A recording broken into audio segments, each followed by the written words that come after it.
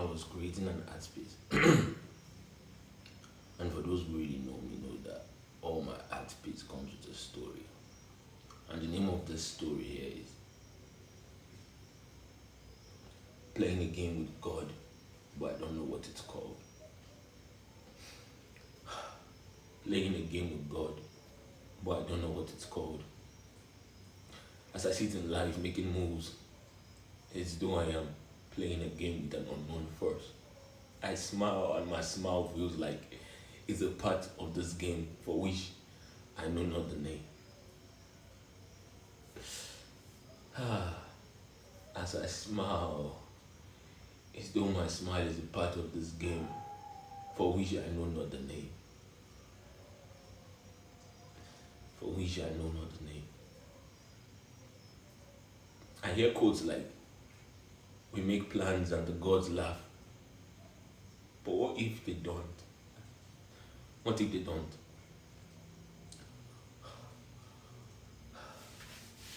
What if you make plans and the moves? What if you make plans and moves and the gods weep for the move you just played was a blunder?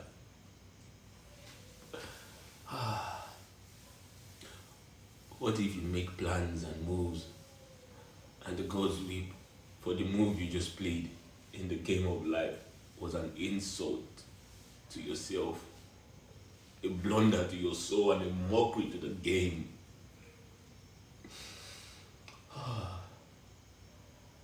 What if in this game, this very game that we use our own very existence to play, what if to know the meaning, or at least to know the name of the game, you have to first communicate with God as we play. We have to first communicate with our souls as we play. We have to communicate with the universe as we play.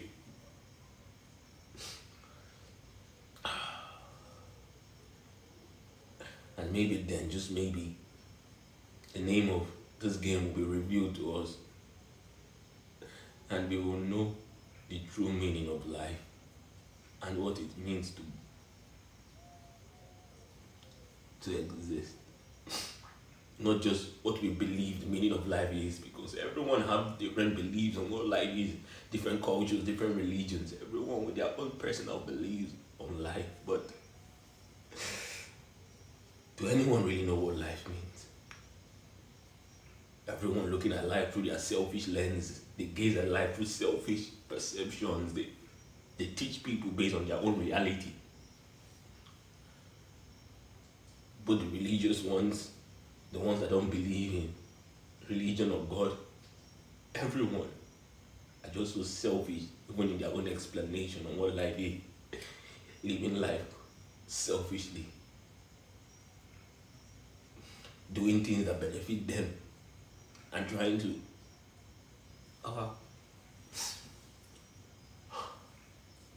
I just sit here playing a game with a God. Playing a game, I don't know what it's called. I just want to know the name of this game. I just want to understand. I don't even want to understand the game I'm playing. I just want to know the name. And maybe in knowing the name, I know the meaning of existence. I'm not eager for anything in this world. I don't crave anything. I just crave understanding. Understanding itself is too much.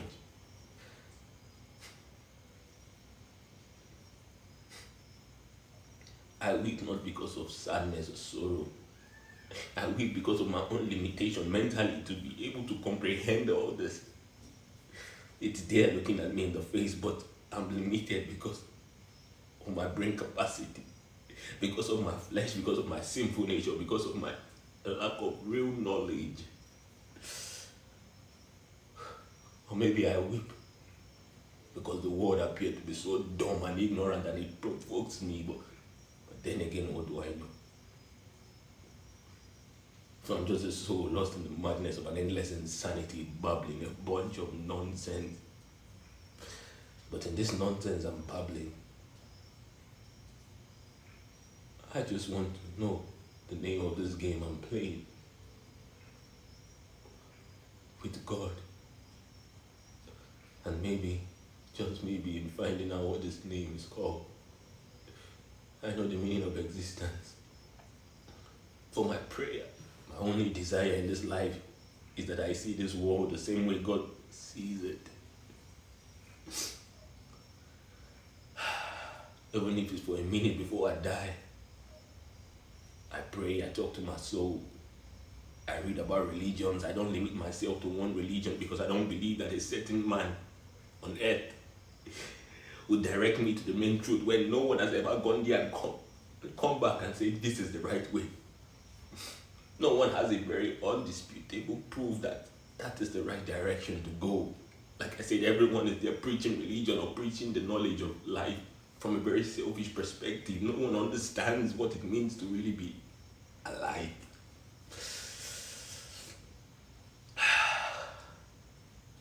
But you see, what I know about life, what makes me hold on to this is love, I guess.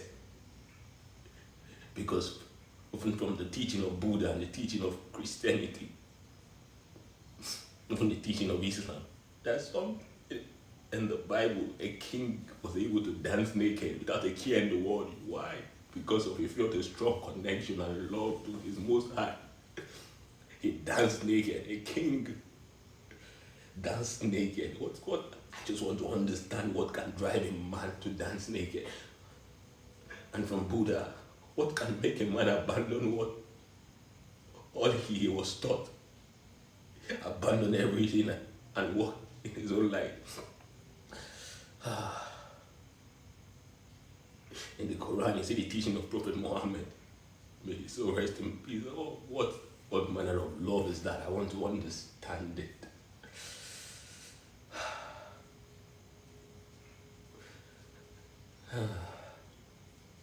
That is the only true pleasure, because come to think of it, we are just craving things. The more we do, the more we want it.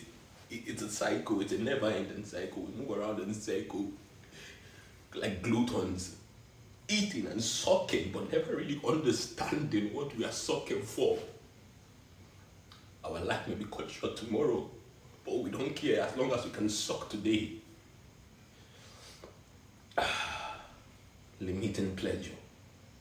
Even the thing that pisses me off is even the teaching of religion. They are still selfish in teaching it.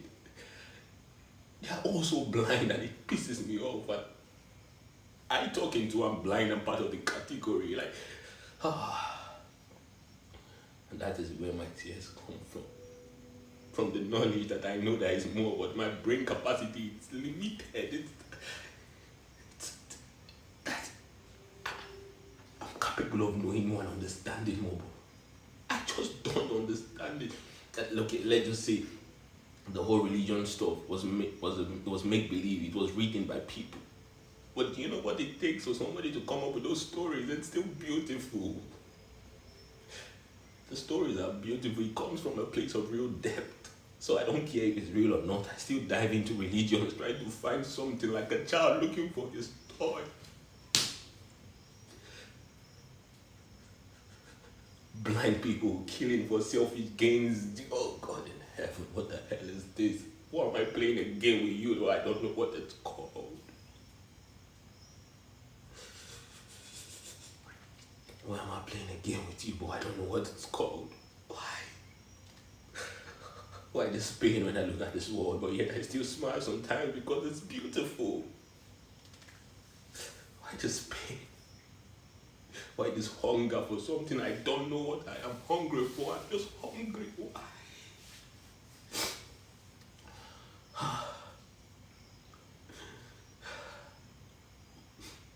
Why are humans so blinded and they chase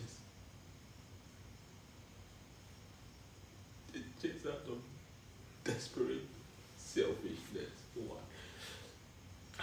But then again, like I said, I'm just a soul lost in the madness of an endless insanity, babbling a bunch of nonsense. And somebody the other day told me something. That if we don't have an ounce of selfishness in us, then we are not living for ourselves. We are not true to ourselves. And it got me thinking, Is selfishness the true problem? Because then, because like I said, if we don't have an ounce of selfishness in us, then we are not living for ourselves.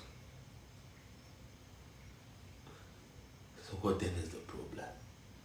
Why all this hate? Why all this envy? Why all this blindness? Why all this foolishness? Are we created differently to that extent that some people are just born so dumb, or is it their environment? Or and I said this.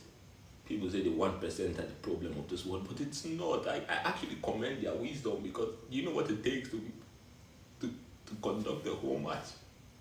People playing football in a stadium, but they don't know they are playing the game.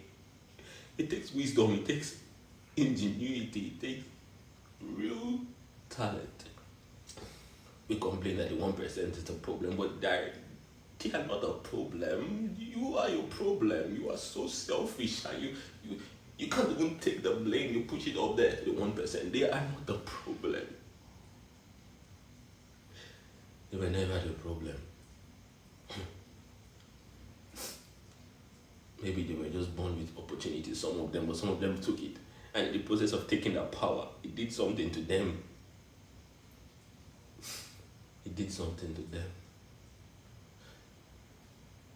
And you, down there below, looking at the 1% up, thinking they are the problem. When you are the problem, how do you treat your neighbors? How do you interact with people around you? How much of the jealousy do you suppress? How much of the envy do you hold back? How much of the love do you shine? The 1%, the government, are not the problem. They are just smart. They are using you against yourselves, and you say they are the problem. How are they the problem when you are the problem? Without you, they can't do what they are doing.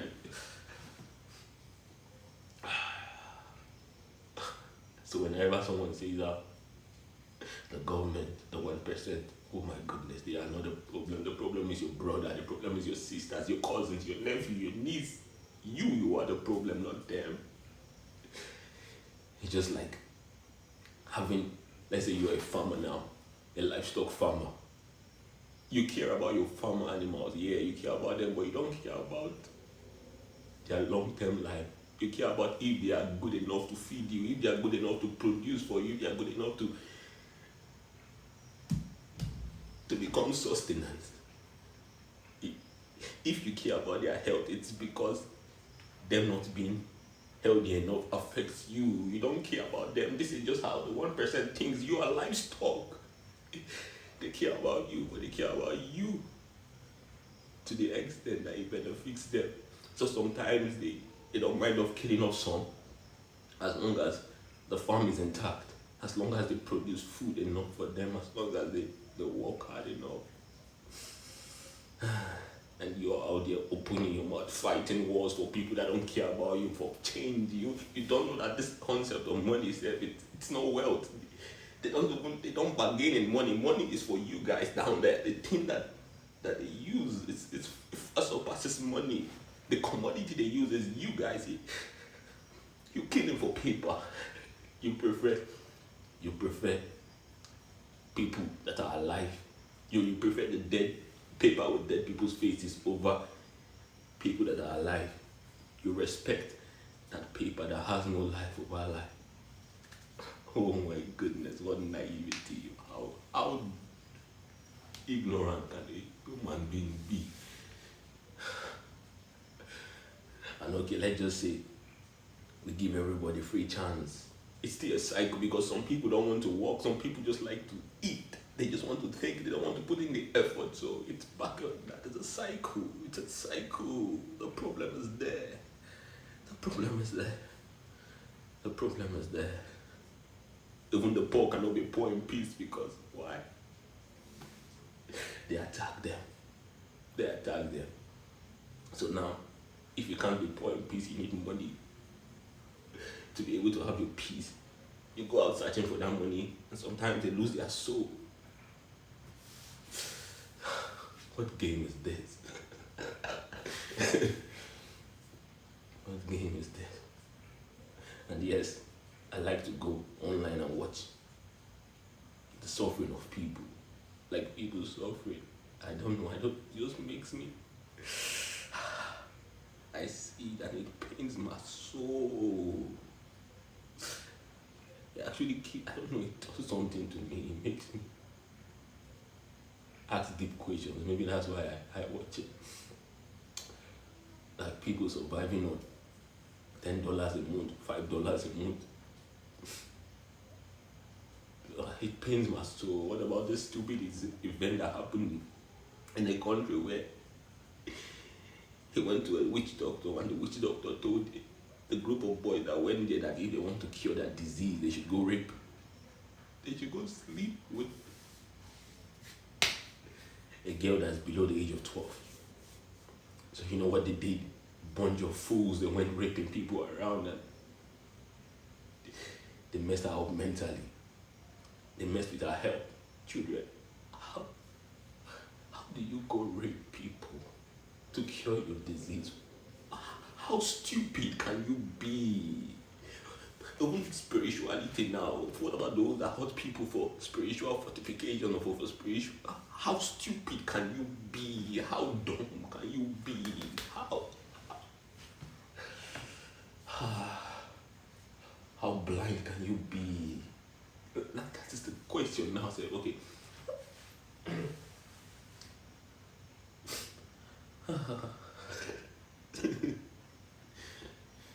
And this is just my emotion when I paint, when I create art. I go through this. Sometimes it's good, it's a beautiful emotion. Sometimes it's sorrowful. But then again, it's still art. It's still art. It's still art. I'm just a soul, lost in the madness of an endless insanity, babbling a bunch of nonsense. And the name of this art piece today is playing a game with God, but I don't know what it's called.